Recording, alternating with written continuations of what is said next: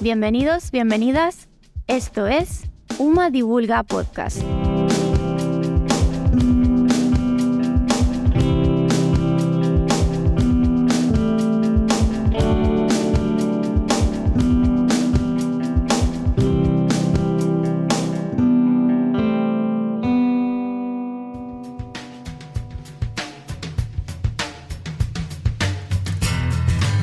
Bienvenidas, bienvenidos al cuarto episodio de Doctorando que no es poco, un podcast de UMA Divulga. La elección del tema a investigar es clave en el proceso de investigación. En internet podemos encontrar numerosas guías sobre cómo elegirlo y además nos aportan algunas claves.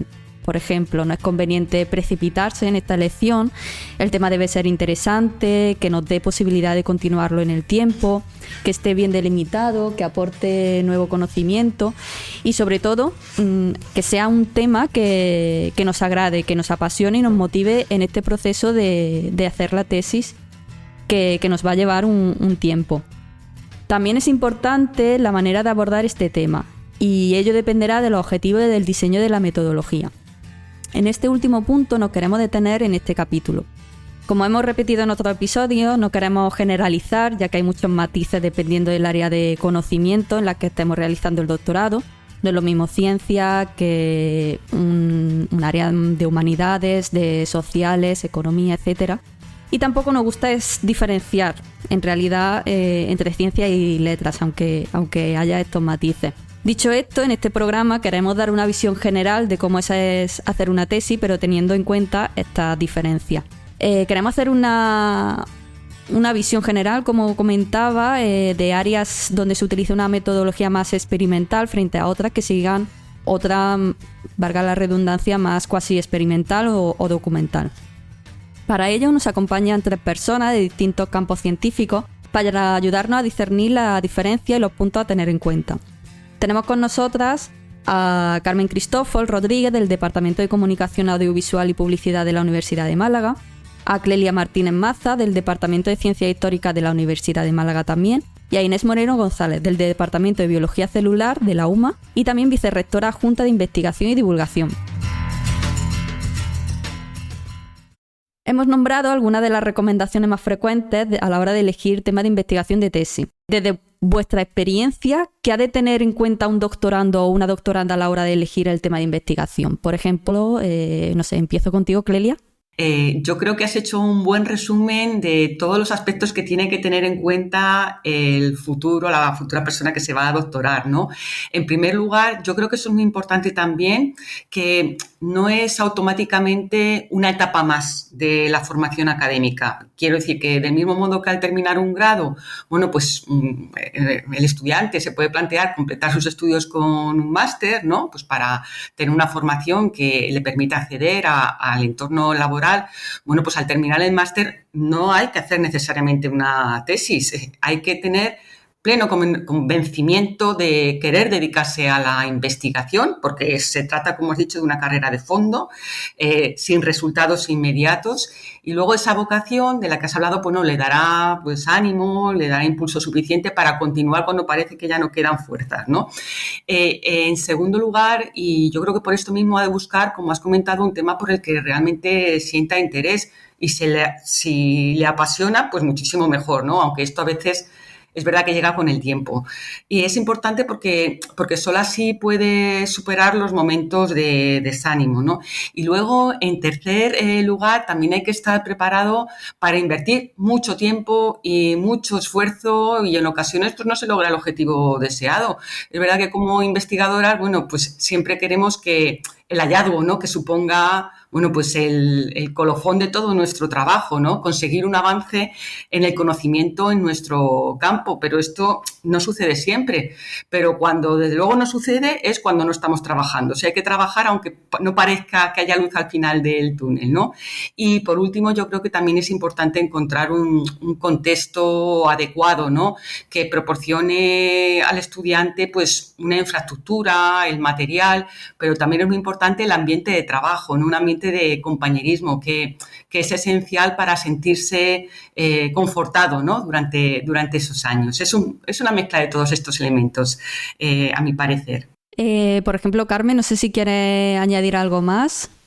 Bueno, estoy totalmente de acuerdo en todo todas las apreciaciones que ha hecho Clelia y sin duda yo cuando empiezo con algún investigador nuevo que quiere hacer la super tesis, quiere, ser casi premio Nobel, yo le digo, vamos a ser humildes, vamos a ver eso que te encanta, que te maravilla, si se puede ejecutar, ¿no? ¿Cómo lo podemos ejecutar? Y sobre todo, fundamental, paciencia.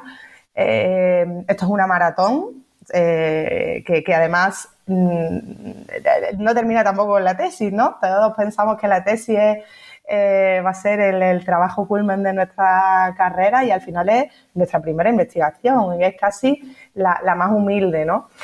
Mi director de tesis, el profesor Alfonso Mendy, me hablaba cuando yo estaba haciendo la tesis, me hablaba y se la cuento yo a los doctorandos, la metáfora del salchichón, ¿no? No queramos directamente tirarnos a la piscina y escribir la primera página de nuestra tesis, no. Vamos a dividir nuestra tesis, nuestra investigación, nuestro trabajo en diversas fases y vamos a ir trabajándola poquito a poco cada una, ¿no? Y bueno, volviendo a la pregunta inicial de esta ronda, que era sobre todo la elección del tema, yo les insisto muchísimo en que les tiene que apasionar, no gustar, sino apasionar, porque le van a dedicar muchas horas de búsqueda bibliográfica, muchas horas de análisis de contenido, porque bueno, son las metodologías que más utilizamos en ciencias sociales, ¿no? Vamos a preguntar muchas entrevistas y te tiene que apasionar. Si no te apasiona, te quedas por el camino. Y bueno, esos son los primeros consejos que yo les doy, porque si el tema te apasiona, vamos a buscar algo que se pueda hacer, que tengamos las herramientas para llevarlo a cabo y bueno, y que suponga un avance para el conocimiento en nuestra área, ¿no? Uh-huh. Y en tu caso, Inés, no sé si quieres añadir algo más a lo que han comentado Clelia y Carmen. No, yo creo que las dos han hecho unos puntos que son muy, muy importantes. Yo creo que yo haría más énfasis en esa capacidad de elección que tiene el estudiante, ¿no? Que no sea algo que lo tiene que hacer porque sí. Yo creo que es una etapa de la carrera de formación, porque sigue siendo parte de formación, aunque muchas personas lo ven como su primer trabajo, que también. Entonces, para mí es un híbrido entre pues la parte que el estudiante se tiene que formar en el laboratorio o donde sea y empezar a tener un trabajo remunerado. Entonces, yo creo que es importante reconocer que no es obligatorio hacer una tesis doctoral, que hay que pensárselo muy bien, que son, pues, especialmente, por ejemplo, en ciencia suelen ser más extensas, pues son 4 o 5 años que a lo mejor hay que invertir y que si hay vocación y hay ganas, pues es mucho más llevadero, evidentemente, que hacerlo simplemente porque uno piense que es la siguiente etapa que debe hacer. Entonces yo creo que esa parte es muy importante. Y pues si alguien se plantea hacer una tesis, pues siempre también es muy aconsejable pues buscar a un buen mentor, a un buen director de tesis con el que empaste bien, porque no siempre, yo digo siempre que las tesis son como un pequeño matrimonio para unos años, ¿no? Tiene que haber una buena relación entre el director de tesis y el estudiante y a lo mejor pues uno puede probar al principio unos meses y ver si eso es de verdad lo que te gusta. Siempre hay tiempo para decir que no, antes de embarcarse en un periodo en el que puede ser a lo mejor pues un poco exhaustivo al final, ¿no? Entonces no tiene por qué ser o sí me meto y ya no salgo de aquí, ¿no? Yo creo que hay un periodo pues que para eso también están pues los TFG experimentales, para eso está la parte del máster donde ellos hacen su TFM, donde pues es un periodo en el que se tienen que aprovechar para ver si eso realmente es lo que quieren hacer. Me gustaría continuar contigo, Inés, porque en tu caso, bueno, eres, como hemos comentado, del departamento de biología celular. Las tesis en este área de ciencias naturales, véase pues biología, química, incluso podríamos decir que las de ingeniería, siempre han de pasar por la investigación experimental en el laboratorio de hacer, pues eso, experimentos en el laboratorio, de ir probando de tal, o no? No. De hecho, por ejemplo, pues aquí en biología como tal, pues si a lo mejor alguien está en la parte más de biología animal o biología vegetal, pues hacen salidas al campo o van, por ejemplo, si están estudiando una tesis en biología marina, pues se irán al mar a buscar, por ejemplo, especímenes, o si hacen otro tipo de cosas, pues siempre puede salir fuera. Y luego también hay que pensar que hay otros ámbitos en donde a lo mejor es mucho más de ordenador, es decir, por ejemplo, si es en el ámbito de la medicina, pues a lo mejor haces una tesis que vaya más sobre epidemiología y lo que haces es análisis de datos de pacientes, es decir, no siempre tienes que estar en el laboratorio cacharreando, como le decimos, ¿no? Con las pipetas en la mano. Pero también pues las personas que les gusta esa parte del laboratorio, yo que soy una apasionada del laboratorio, pues lo que más me gusta de hecho de las experimentales es pasar tiempo en el laboratorio, ¿no? Es otra parte que te tiene que apasionar también, porque a veces también se puede hacer tediosa como cualquier otra cosa, entonces no es obligatorio. En ciencias experimentales tenemos muchas, dependiendo también de las pequeñas áreas que tenemos, se puede hacer en distintos sitios, pero claro, yo creo que estamos más reconocidos, ¿no? Por estar, que parece que todo el mundo tiene que llevar una bata blanca y estar metido en un laboratorio, pues no siempre es así, ¿no? Y en el caso, por ejemplo, de ciencias sociales o humanidades, ¿también encontramos este tipo de estudio, Clelia y Carmen? ¿O es más trabajo de investigación documental o mixto? Por ejemplo, ahora comienzo contigo, Carmen, en el área de ciencias sociales. Bueno, en el área de ciencias sociales,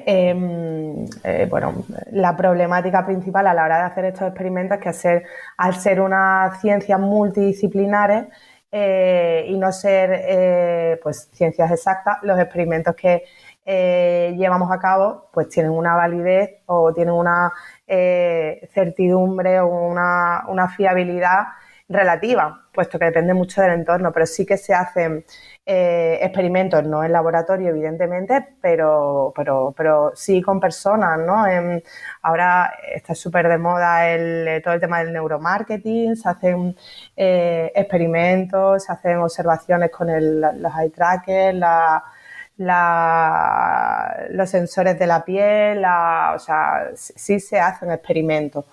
Pero evidentemente, como decía, pues su validez, su fiabilidad depende muchísimo de todo el entorno, ¿no? ¿Y qué metodología dirías que predomina en tu área? Bueno, mixta siempre, puesto que tratamos de, como decía, ¿no? Somos multidisciplinares y somos ciencias sociales, pues necesitamos herramientas que se vayan validando unas con otras, ¿no? Por un lado, pues hacemos una encuesta, pero luego necesitamos de unas entrevistas en profundidad que refuten todo eso que esos resultados de las entrevistas nos han dado, un análisis de contenido o una revisión bibliográfica. Por lo tanto, en ciencias sociales solemos trabajar con metodología mixta, sí.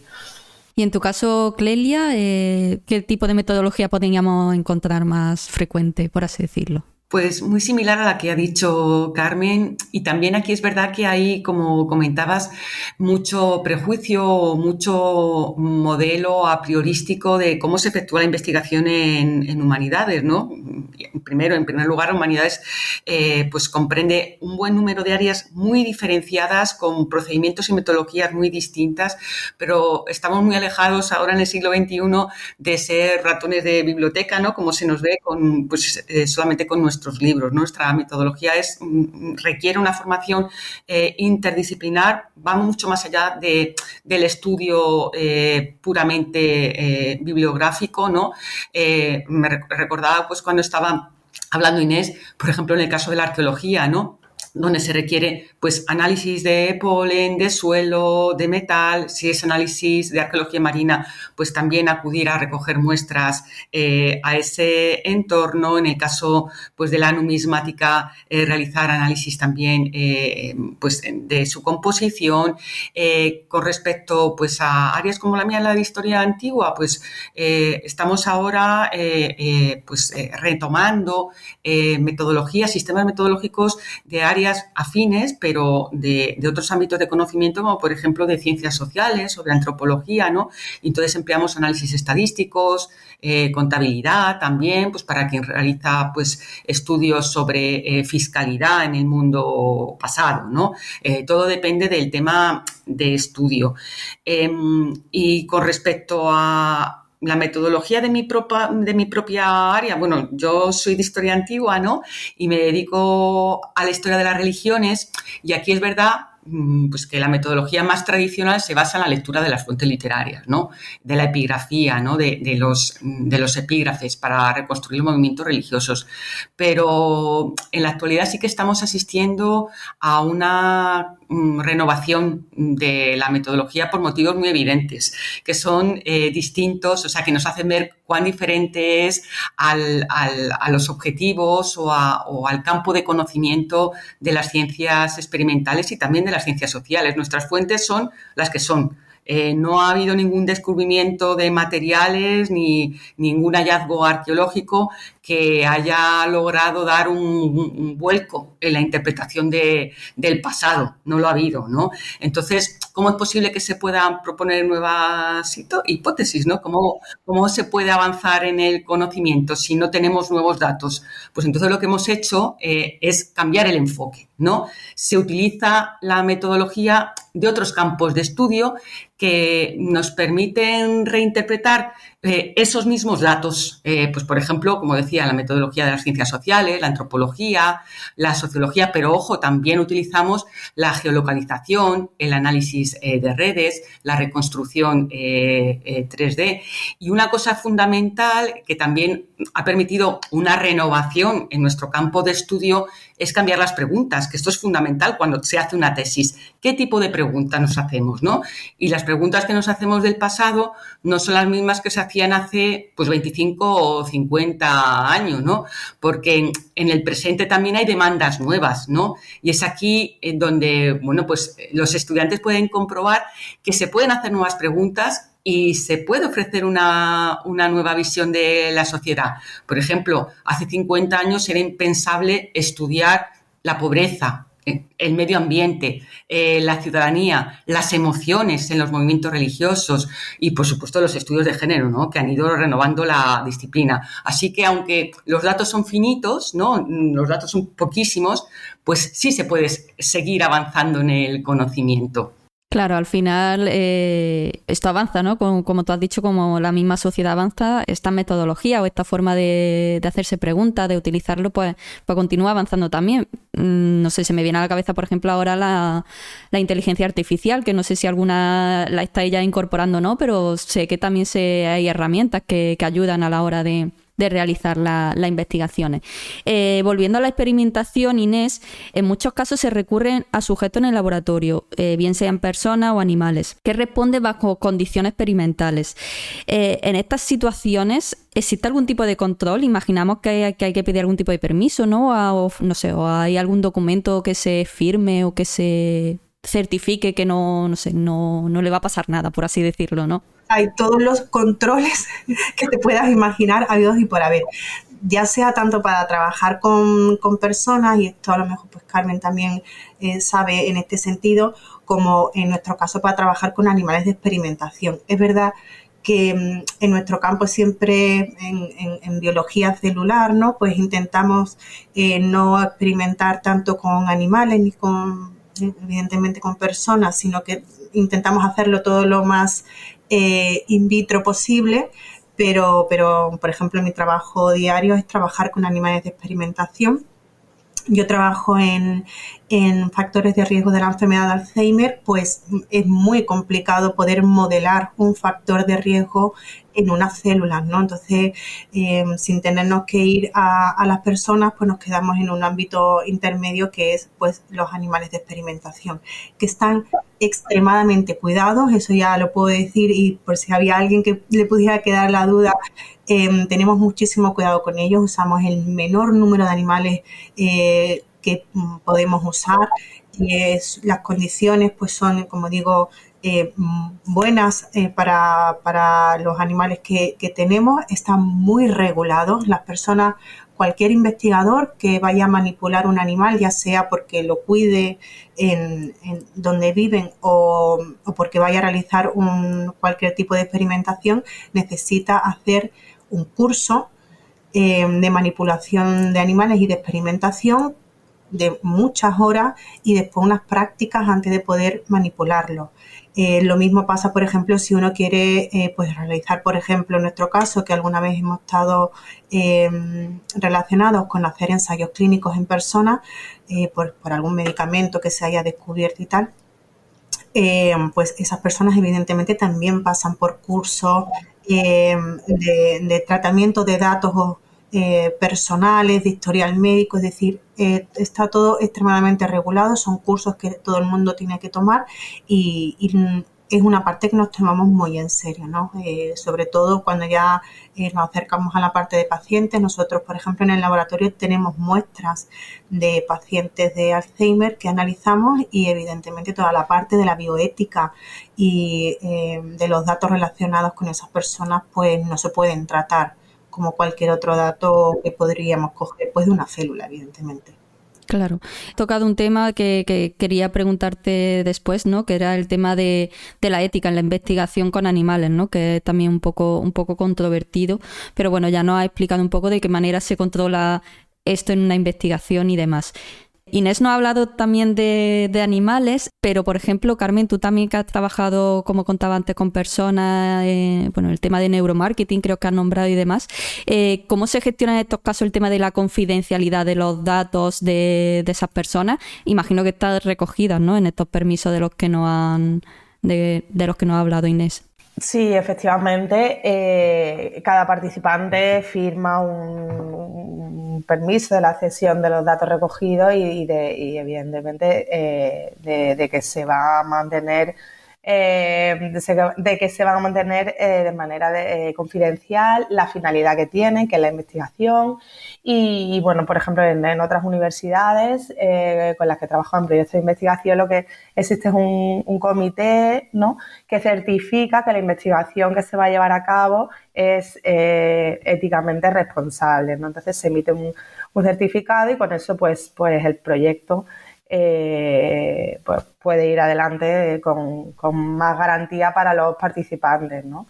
Pero sí que, por supuesto, se asegura esa confidencialidad para los participantes y que la finalidad de lo que se recoge sea para fines investigadores, en mi caso. O sea, luego se hacen investigaciones que hacen las empresas privadas para su propia finalidad y bueno, eso evidentemente tiene otras finalidades y llevaría otro tipo de documentación ad hoc que tendrían que firmar los participantes, siempre estando, por supuesto, al tanto de dónde van a meterse. Claro. Hablando en plata.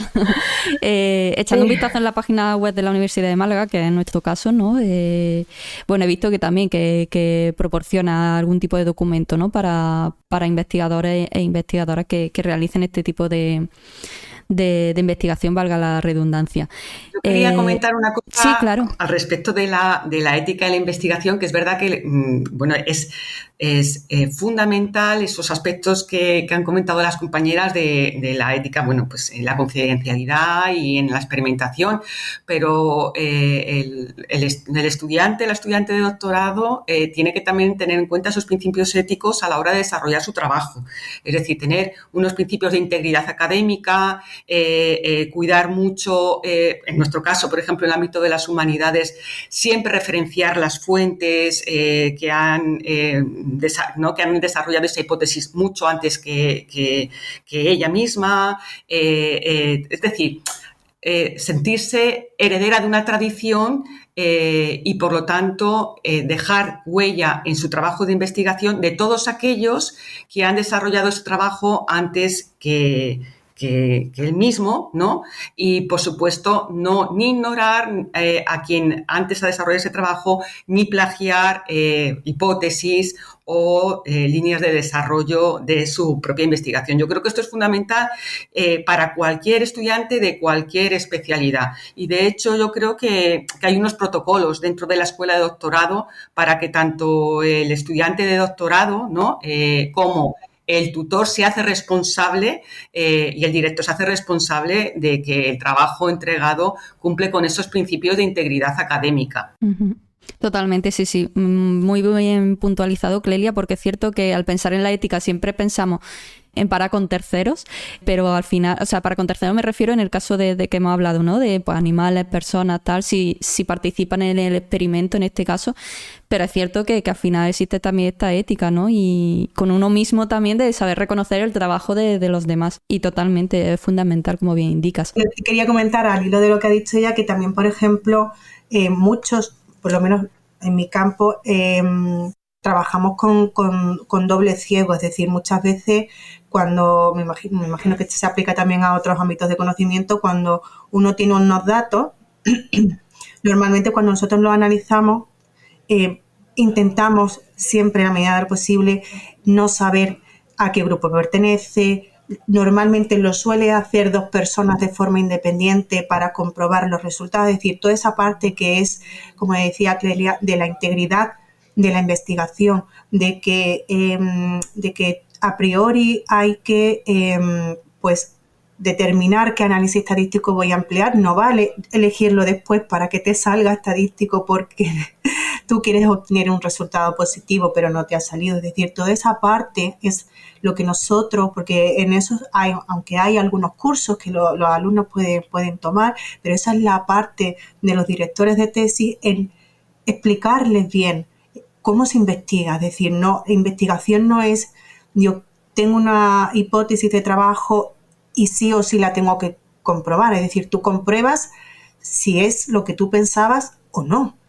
Y ahí vienen muchas frustraciones, ¿no? Cuando a lo mejor dices, pero es que la hipótesis que teníamos del principio es negativa. Y yo siempre lo digo, los resultados negativos son tan importantes como los positivos, en el sentido de que pensar que lo que tú tenías en mente a lo mejor es lo contrario, muchas veces pasa, y eso también está bien. Y uno tiene que ser muy consciente de que no siempre la investigación, y eso yo creo que es la parte fascinante, de hecho, de la investigación, que no tiene una única dirección. Hay momentos en los que tú tienes que pararte y decir, pues no sé lo que está pasando aquí, voy a probar otras cosas. Y eso es investigar. Lo otro es validar cosas, ¿no? Pero investigar es, no sé lo que está pasando y voy a continuar a ver qué sale, ¿no? Y esa parte, evidentemente basada en mucho conocimiento previo, pero yo creo que esa es la parte importante, y eso es nuestra misión con los estudiantes, ¿no? Que esa es aprender a investigar, el tomar los datos y saber qué hacer con ellos, y si no sale, no sale. Totalmente. No sé si queréis añadir algo más, Carmen y Clelia. Sí, yo quería comentar acerca de lo que ha dicho Inés, que yo creo que hay un elemento que sí que empuja también o que impulsa esos principios de integridad académica, que son los principios de la ciencia abierta, ¿no? El plan de gestión de datos, que antes, pues ahora es obligatorio presentarlo públicamente, que sea de acceso abierto, para que otros investigadores puedan reutilizar esos datos, ver si esas hipótesis o esos datos permiten corroborar la hipótesis realizada, ¿no? Entonces, yo creo que todos esos elementos, ese contexto exterior también contribuye a una ciencia ejecutada con mayor integridad académica, ¿no?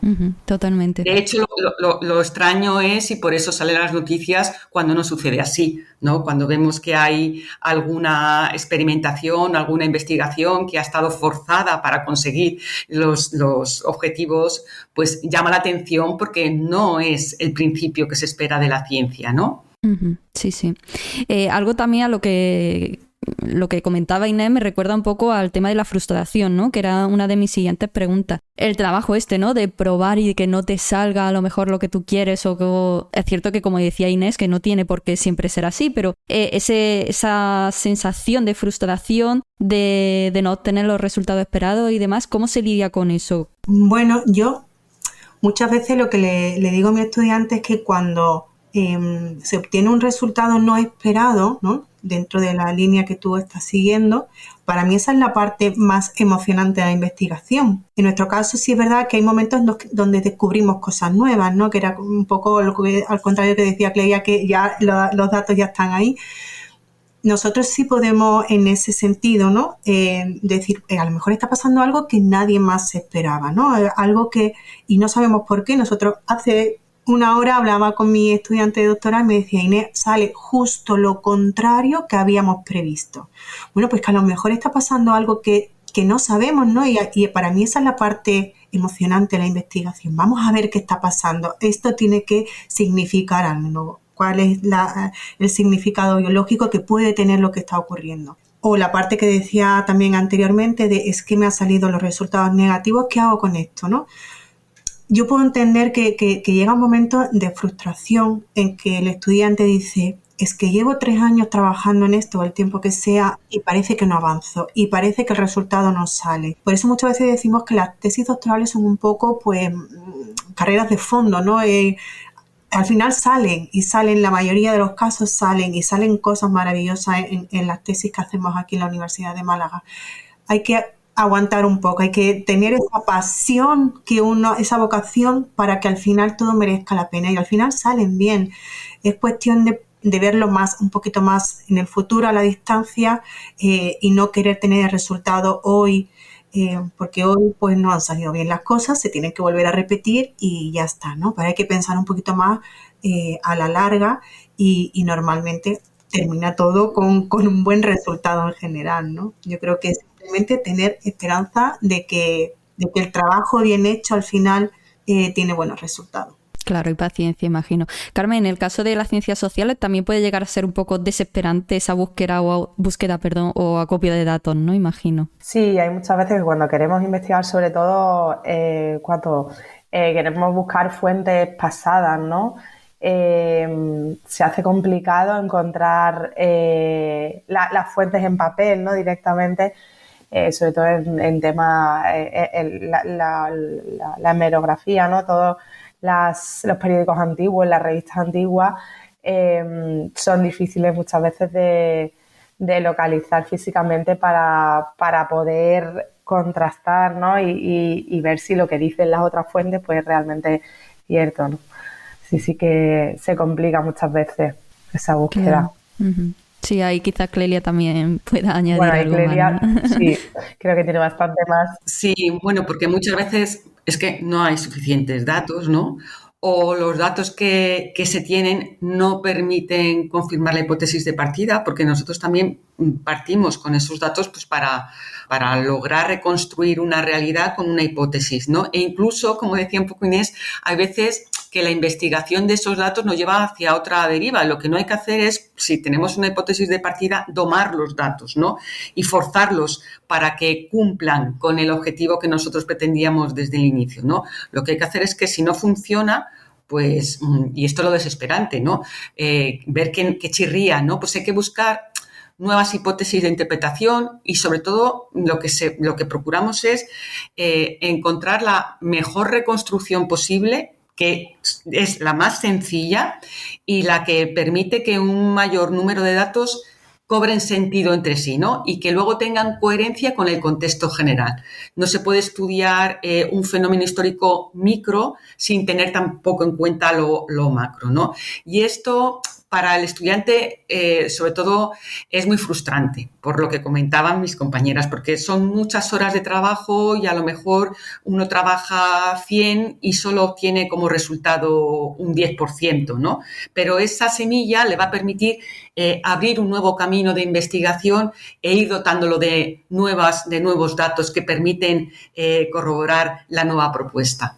Si me permite, nada, añadir simplemente que efectivamente muchas veces que directamente no existen datos, ¿no? Como decía Clelia, y esa búsqueda nos hace incluso pensar en una nueva investigación, ¿no? No tenemos datos de la efectividad de una campaña, no tenemos datos de que funciona mejor en una acción concreta con X públicos y muchas veces pues reconducimos incluso las propias investigaciones para lograr esas fuentes, ¿no? O esos resultados que no se han hecho, que no lo han hecho terceros, ¿no? Nosotros trabajamos con las encuestas del Estudio General de Medios, con datos de la Asociación para la Investigación de Medios, en el caso en concreto de audiencias y demás, inversiones publicitarias que se hacen, que también publican los organismos que están que están por todos consensuados, ¿no? Y que todos confiamos en ellos. Y es verdad que en temas de eficacia y en temas de evaluación, pues es cierto que hay pues que no tenemos fuentes, ¿no? Y las tenemos que crear ad hoc. Y creo que Clelia quería también comentar.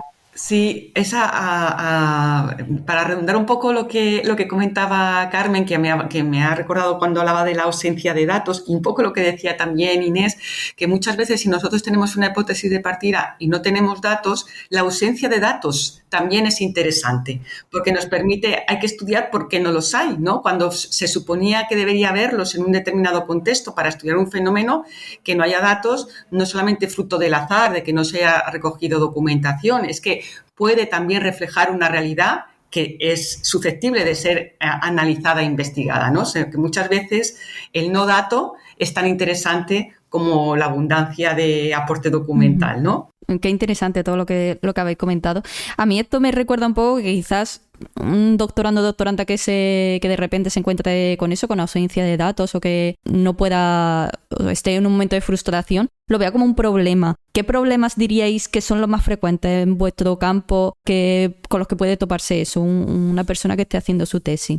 Bueno, por ejemplo, si es a nivel metodológico, es verdad que, por ejemplo, en el campo de biología celular y molecular, las cosas a nivel metodológico avanzan muchísimo, ¿no? Pues ahora, más en la parte de, por ejemplo, de secuenciación de ARN o ese tipo de cosas, pues, y son metodologías que son, o secuenciación de células únicas, pues son metodologías que son complejas, que son nuevas en el campo y que muchas veces, pues claro, si queremos realizar tesis punteras, pues intentamos traer esa metodología también al laboratorio. Una de las cosas que hacemos para nuestro día a día, pues es estandarizar esas técnicas nuevas en el laboratorio. Es como lo que decíais antes, ¿no? Es un mini proyecto dentro de un proyecto más grande. Si no tienes eso, en este caso, en esa metodología, pues hay que ponerla al día. Y a veces poner a punto una metodología en el laboratorio, en nuestro caso, pues puede llegar a ser muy frustrante porque pruebas y pruebas y pruebas. Y aunque tú lo hagas igual que el de al lado que lo publicó hace poco, no te sale, ¿no? Entonces, esa parte puede llegar a ser frustrante, pero en ese sentido yo creo que te curte mucho a nivel de investigación porque eres capaz de cuando después te salga cualquier otro problema, enfrentarte y ser muy metodológico, ¿no? Y para las ciencias exactas o para las ciencias experimentales, en mi caso, pues seguir esos pasos, ¿no? Muy metodológicos de protocolo y saber cómo pequeñas variaciones te pueden cambiar mucho el resultado final en el laboratorio, pues yo creo que es muy importante a nivel de formación de los estudiantes. Si tú le das un protocolo, yo siempre lo digo, yo te doy un protocolo y tú eres capaz de hacerlo, eso no es hacer una tesis doctoral. El que es estudiante de tesis doctoral es, yo te doy el protocolo y si hay algo que no sale, tú vas a probar 100 formas de que aquello funcione y al final te va a salir, ¿no? Entonces, esa parte yo creo que puede llegar a ser frustrante al principio, pero es la parte de formación que ellos tienen que formarse en eso. Hacer un protocolo en el laboratorio, si está estandarizado, por ejemplo, es muy sencillo en ese sentido. Entonces, por ahí puede haber algo de frustración. Por otro lado, pues ya todo lo que hemos comentado sobre los resultados que se alineen o no con la hipótesis.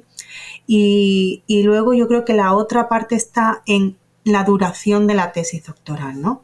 Yo me acuerdo que cuando yo empecé la mía decía, ¿por qué la gente tarda 5 años? ¿Qué hace 5 años en el laboratorio? ¿Cómo puede extenderse tantísimo? Porque además, cuando trabajas con animales y nosotros que trabajamos en una enfermedad que se da con el envejecimiento, pues claro, usas animales que tienen a lo mejor 2 años, ¿no? Que es cuando ellos son más viejecitos. Entonces, claro, todo se extiende muchísimo, ¿no? No ves resultados hasta que pasa mucho tiempo y mientras haces muchas otras cosas. Entonces, el poder ver el resultado final en 4 o 5 años, ¿no? Que es la media de hacer una tesis, por ejemplo, en biología celular o molecular, pues puede llegar a ser muy frustrante. Y que ojalá nos ponemos todos en las mejores situaciones, pues que el estudiante además tenga una beca competitiva para poder hacerla, ¿no? Que en algunos casos, pues si el estudiante lo que está es, por ejemplo, contratado por un proyecto, los proyectos se acaban, ¿no? Y eso es frustrante para los dos, para el director de tesis, para el estudiante, ¿no? Porque son situaciones pues que podrían ser muy complicadas. Me estoy saliendo a lo mejor de la parte que es más de realización de la tesis, pero está también relacionado, ¿no? en su situación personal, en la parte más laboral de su tesis, pues esos son momentos frustrantes que dicen, es que mi tesis a lo mejor, mi beca es de 3 años, pero llevo ya, se me va a plantar en 4, ¿no? Esos son momentos que son muy complejos, ¿no? Y que hay que saber manejarlos muy bien por las dos partes, porque está muy bonito investigar, pero claro, hacerlo también por amor al arte muchas veces es muy complicado, ¿no? Entonces esa parte puede llegar a ser compleja para el alumno. Pero yo creo que, y luego que yo creo que también, pues sobre todo cuando hacemos tesis que son más de laboratorio, también puede ser un poco más complejo, frustrante para el estudiante cuando toca sentarse a escribir, ¿no? Muchas veces se deja siempre para el final, viene un atracón de lectura de una gran cantidad de artículos, de aprender a escribir a nivel científico también es un proceso que hay que aprender. No se escribe igual pues una redacción que un artículo científico, evidentemente, y es un proceso de aprendizaje que tiene que realizar el alumno y que muchas veces no es lo que ellos esperaban. Ellos esperaban estar a lo mejor pues 8 horas al día en el laboratorio, pero no sentarse a analizar, ¿no? Que a lo mejor en ciencias es como un poco más al contrario, ¿no? Analizar pues las publicaciones, crear pues una discusión extensa, ese tipo de cosas, pues a lo mejor puede llegar a ser un poco más complicado cuando tu perspectiva inicial es estar pipeteando en un laboratorio, ¿no? Entonces esa parte también puede llegar a ser compleja, pero es como el final. Yo muchas veces digo, ya esto es el final, venga, que podemos hacerlo, ¿no? Entonces, hay muchos puntos en los que yo creo que para el estudiante es complejo realizar la tesis. Normalmente, a mitad de la realización de la tesis suele venir una crisis en donde hay muchos estudiantes que se replantean si eso es de verdad lo que quieren hacer, y yo creo que es nuestra labor animarlos, ¿no? Para que son estudiantes que son muy válidos y animarlos a que continúen. Yo creo que es importante, una vez que han iniciado, que sepan que hay un final, ¿no? Y que es muy gratificante obtener la parte final y que estamos ahí para ayudar. La verdad que, Inés, no has hecho una radiografía que yo creo que puede ser extrapolable tanto al ámbito de las humanidades como de las ciencias sociales. No sé qué opinan Clelia y Carmen, pero creo que ha sido un recorrido bastante completo, la verdad. Bueno, en mi caso hay un elemento adicional que sucede en las humanidades que diferencia un poco la investigación con respecto a las ciencias experimentales, y yo creo que también a las ciencias sociales, y que supone un hándicap sobre todo para el estudiante, ¿no? Y es que, bueno, el estudiante, sobre todo en el campo de las ciencias históricas, ¿no? Que requiere un estudiante orquesta, es decir, debe manejar pues fuentes documentales en latín, en griego en mi caso, paleografía, bibliografía en varias lenguas, porque ya he comentado que nuestros datos han sido recopilados en bibliografía pues de tradición en francés, en italiano, en inglés, y hay que formarse, como he comentado, en nuevos métodos de otra disciplina, pero todo esto lo tiene que hacer el doctorando solo, ¿no? Que es la gran diferencia, porque en gran parte de las filologías, las filosofías, el trabajo de doctorando es un trabajo en solitario, no es resultado de un trabajo del laboratorio, no es resultado de un esfuerzo colectivo. Yo creo que esto también es un hándicap, esto causa mucha soledad, y yo creo que por eso el desánimo también puede ser un poquito mayor, ¿no? Bueno, y hasta tal punto es un trabajo en solitario el que se hace, que hasta hace relativamente poco, y estoy diciendo, pues hace 5 años, las publicaciones con más de 2 autores se penalizaban, ¿eh? Y esto, como digo, hace relativamente poco, porque lo normal es que las publicaciones tengan una única autoría. Entonces, claro, esto hace que también el doctorando en humanidades se vea obligado a actuar como un poco, pues un hombre, una mujer orquesta, ¿no? Saber un poco de todo y también encontrarse con esos momentos de desánimo, pues un poco menos amparado por lo que es un trabajo en grupo, ¿no? Un trabajo como el que se puede hacer en un laboratorio. Y en tu campo de estudio, Carmen, diría, no sé si destacaría algún problema o algún impedimento a los que se deba de enfrentar ese doctorando o doctoranda a la hora de tanto metodológicamente como a la hora de realizar la tesis. Yo creo que Inés lo ha resumido perfectamente y bueno, desde el punto de vista metodológico podemos enfrentarnos quizá a alguna pregunta que vayamos a resolver o que tratemos de resolver con alguna herramienta que al final no consigamos lograr el camino por ahí y hay que buscar otra o cambiar la pregunta pero vamos, yo le doy más importancia a todo el tema que ha comentado Inés, ¿no? De convertirse, y Clelia, ¿no? En estudiantes de orquesta que tienen que saber de estadística, el SPSS, el Excel, la búsqueda documental, la referencia, que de repente APA te cambia, bueno, en nuestro área es APA, ahora cambia APA 7 y ahora hay que cambiar y estar al día de todas esas cosas, ¿no? Muchísimo más que de la investigación en sí. Y con respecto al tema de la soledad, ¿no? Que Clelia comentaba, pues es cierto que a pesar de que los tutores y directores intentamos acompañarlos, pues es la realidad, ¿no? Intentamos que dentro del mismo programa de doctorado, pues hagan como grupos de trabajo, ¿no? Pues si están estudiando temáticas similares o incluso los directores intentamos poner en relación a los diferentes doctorandos para que efectivamente pues se animen, se apoyen, vayan al congreso juntos y traten de crear sinergia.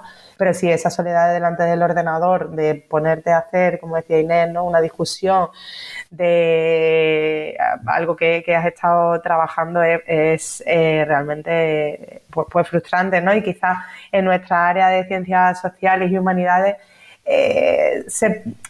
tienen actitudes que quizás en ciencia les cueste más, ¿no? El sentarse a escribir, a redactar, pues en ciencias de la comunicación se da por hecho que tienen esa soltura y esa agilidad, pero hay otras ciencias como la ciencia o las ingenierías, que en las que ese don de palabra que digo yo, ¿no? De ese don de escritura, pues cuesta un poco más. Claro. Sí, a raíz de lo que comentaba de la soledad y tal, es cierto que bueno, que quizás también otro prejuicio que se tiene es que el hecho de que un doctorando o doctoranda esté dentro de un grupo de investigación quizás pueda recibir como mayor apoyo, mayor ayuda, que también se dice, ¿no? Que hay personas que no tienen esa posibilidad y se ven un poco en desventaja. También comentaba Inés lo de las becas, ¿no? Becas competitivas, es cierto que si la tienes se hace un poquito más llevadero, por así decirlo. No digamos fácil, porque no es fácil, pero sí un poquito más llevadero.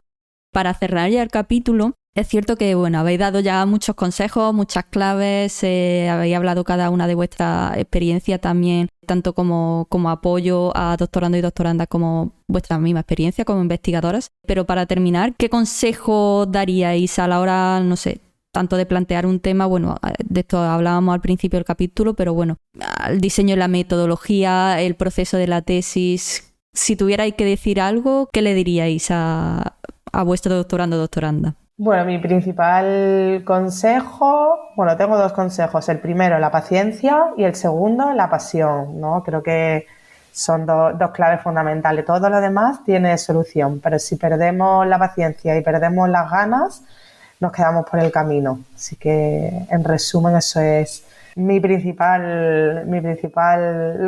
primero que les transmito, ¿no? Y también muy importante, mucho orden, ¿no? Mucho tener claro a dónde vamos, no perdernos, porque es verdad que surgen muchas nuevas ideas por el camino, hay veces que hay exceso de información y bueno, pasión, paciencia y foco, ¿no? Clelia, en tu caso. Bueno, pues yo coincido plenamente en lo que ha comentado Carmen. Yo añadiría también otros 2 elementos y uno viene dado por esa fractura que comentaba Inés, ¿no? Que dentro de la carrera de fondo, pues es verdad que hay un momento de desánimo, pero luego hay un momento de subidón y entonces en ese momento de subidón yo aconsejaría a los doctorandos que se dejen aconsejar por quien ejerce la dirección, ¿no? Que se deje guiar, ¿no? Para que organice bien el plan de trabajo, que siga sus consejos, porque muchas veces cuando se ha logrado superar ese obstáculo uno se cree ya imbatible y la experiencia de la dirección siempre va a permitir a ese estudiante tener los pies en la tierra. Y luego también, en relación con su trabajo, el doctorando, ya lo hemos comentado, que el doctorando, lo ha comentado yo creo que sobre todo Inés, que tiene que ver la tesis no como un trabajo cerrado, sino al contrario, porque eso es lo que lo hace más bonito y estimulante, ¿no? Tiene todos los recursos, una hipótesis de partida, el resultado es incierto, puede que no sea el que uno esperaba, pero si supone una contribución al campo de estudio, el objetivo de la tesis pues se ha conseguido. Y por último, Inés. Pues yo creo que tengo poco que añadir, porque yo creo que lo de la paciencia y la pasión, yo creo que es imprescindible. Yo creo que sin eso no se puede hacer una tesis doctoral. Yo creo que sería prácticamente imposible. Yo hablo mucho con los estudiantes que se plantean hacer investigación o me preguntan ¿cómo es eso de hacer investigación? ¿Qué se hace, ¿no? Y cómo va y cómo funciona. Muchos estudiantes que a lo mejor están todavía en grado. Y muchos de ellos vienen con desánimo ya. Es que me han dicho que es muy difícil, es que me han dicho que es poco gratificante, es que me han dicho que se cobra poco, es que me han dicho... Y vienen muy desanimados. Entonces, aprovecho que casi que estoy cerrando esto para decir que si uno se quiere dedicar a la investigación, es como al final es como cualquier otro trabajo, ¿no? A uno le tiene que gustar lo que está haciendo. Yo siempre digo que yo vengo todos los días a trabajar con muchas ganas de trabajar, pero no porque sea una loca, sino porque me apasiona lo que hago, es la parte esa de la pasión, ¿no? Y a mí me gusta mucho lo que hago y me gusta investigar. Entonces, yo siempre digo a los estudiantes que si ellos lo quieren hacer y es algo que les apasiona y es algo que dicen, es que yo me gustaría... no sé, descubrir, no sé, en mi caso, imagínate, pues, que quiero descubrir la cura del cáncer, ¿no? Que mucha gente viene pensando, es que yo quiero descubrir la cura del cáncer. Hazlo, pero implícate, hazlo bien, ¿no? Y sigue, pues, como decía Clelia, las recomendaciones que te puede dar tu director de tesis, que ha pasado por seguramente más de una. Implícate y hazlo con muchas ganas, con mucha pasión, con esa paciencia que tenemos que tener, porque ya hemos dicho varias veces que no va a salir seguramente como uno esperaba, pero que esa es la parte bonita, ¿no? El descubrir las cosas nuevas. Eso es investigación, lo otro se puede llamar de otra cosa. Entonces, yo quiero decir que a los estudiantes que si quieren hacerlo, si les gusta, si están apasionados, si es algo que ellos lo quisieran hacer, que lo hagan con muchas ganas, con mucha pasión y con esa paciencia. Qué importante eso que decís. Muchísimas gracias a las tres por vuestras palabras, vuestros consejos y sobre todo por compartir vuestra experiencia y colaborar en este episodio de Doctorando que no es poco, centrado en la elección del tema de investigación, la investigación en sí, la metodología de la tesis y por último recordamos a nuestros oyentes que dejaremos enlaces a diferentes recursos relacionados con la temática de este programa, mucho también de lo que habéis mencionado y tal, en la descripción del episodio y también les invitamos a que envíen sus preguntas, dudas, sugerencias de temas que quieran que tratemos en futuros episodios a través de nuestras redes sociales @umadivulga en Twitter e Instagram o bien el correo electrónico umadivulga@uma.es. Muchísimas gracias por acompañarnos en Doctorando que no es poco y nos escuchamos en el siguiente capítulo. La red Podcast UmaDivulga es una iniciativa coordinada por el Servicio de Publicaciones y Divulgación Científica del Vicerrectorado de Investigación y Transferencia de la Universidad de Málaga, con la colaboración de la Fundación Española de Ciencia y Tecnología.